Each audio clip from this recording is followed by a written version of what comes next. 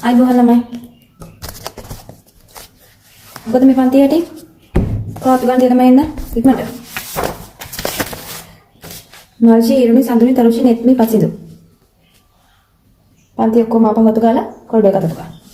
නෑ මේ දැන් යා. ශාෂි අද අපි මොනවද කරන්නේ? හරි. පස්සේ ආවද? එනකන් තමයි හිටියේ.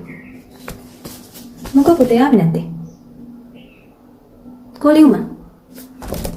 නෑ. ලියුම නෑ. හෙට එනකොට අරන් එන්න. නැත්නම් අම්මට කෝල් කරන්න. මම කෝල් කරලා ගන්න. මොකද කියන්නේ? එතකොට ශාෂිනි. මොකද මේ 10 වසරේ පන්ති පත් යන්නේ හැමදාම? මොකද? මේ පැත්තෙන් යන වෙන පැත්ත කියන්න බෑ ටොයිලට් යනකොට. ඒ පැත්තෙන්ම යන්න ඕන. ආයි ගිහිල්ලා වුණොත් බලන්න. ආයි මට කම්ප්ලේන් තියෙන්න බෑ.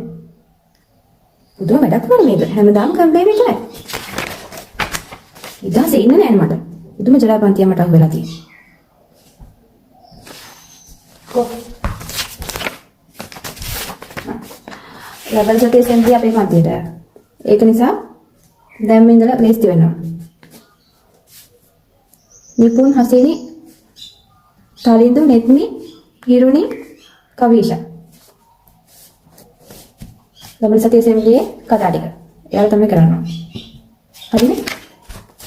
හරි. ඊළඟට තියෙන පාඩම මේ පාඩමයි ලේසි පාඩම. මේ ජ්‍යාමිතික පාඩම. හරි ලේසි.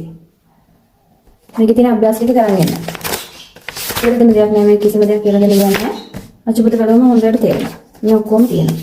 උදාහරණ දෙක ඔක්කොම තියෙනවා. අභ්‍යාස ටික කරන් යන්න. අභ්‍යාස 8ක් තියෙනවා. ඔව්. විෂය අභ්‍යාස දෙක 9ක් තියෙනවා. ඔක්කොම ටික කරගෙන යන්න ඕන සමුදේදී. මම ඔක්කොම පොත් බලන්න. හරි. පීරියඩ් එක ඉවරයි. ඒක. ඊළඟට මොනවද තියෙන්නේ? විද්‍යාව. විද්‍යාවට චෙස්ටාක් වල කියනවා. ඉතින් තමයි. කෑ ගහන්න කිව්ව නෑනේ මම.